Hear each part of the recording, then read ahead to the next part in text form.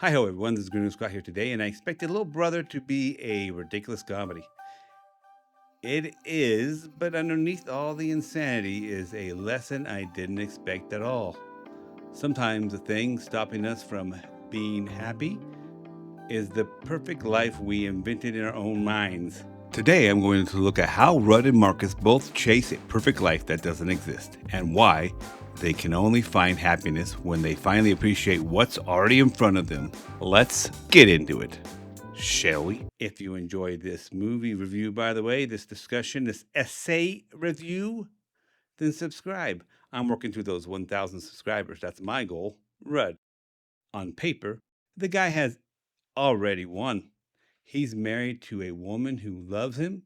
He has two good kids. He built a successful real estate business from nothing. He drives an expensive, nice green car. Green's one of my favorite colors, by the way. A big fucking apple, dog! What up, New York City? Woo! He's about to become the star of a reality TV show as well. So he can become famous too, but be famous.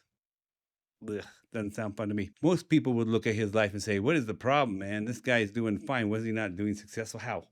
But Rudd can't enjoy any of it. He doesn't seem to appreciate his family, the money he makes, the success he has in the real estate business, the fact he can afford steroids to maintain that figure of his, and other growth enhancement drugs. Because he's convinced his life won't matter until he reaches the same numbers as his brother as money, assets, net worth is, which his brother is a billionaire. Now, his brother doesn't seem to have family or doesn't seem to have, well, much of anything else. And he also seems to be a pill popper. Hey, speaking of magic, let me show you fellas the bathroom. Give us a minute, please. Who wants to rent the Grim Reaper? Square. Oh my god. Yo. Woo! All right, let's get out of here. Hey, wait, they're gonna do any? Who, me? No, man, I'm just being a good host. The only joke I do is the beat, baby. Well, I guess you could say he's just a pill pusher. So, wow. But he has that $1 billion, and that's all important now, remember? Every accomplishment he compares to Josh. Every success feels too small.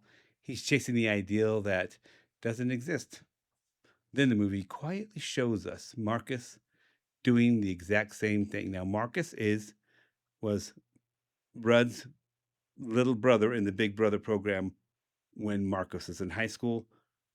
Marcus was like in middle school, maybe, and Rudd was in high school, and he was the big brother. Marcus idolized him. Marcus got ditched by him at some point. The nature of that program, right? You're not going to hang out afterwards. So he spends years and years believing Rudd has been writing him these heartfelt emails. To him, Rudd isn't just a friend, he's the perfect brother. He's the family he never had, being a poor orphan who never had a family. The family Marcus always wanted, right?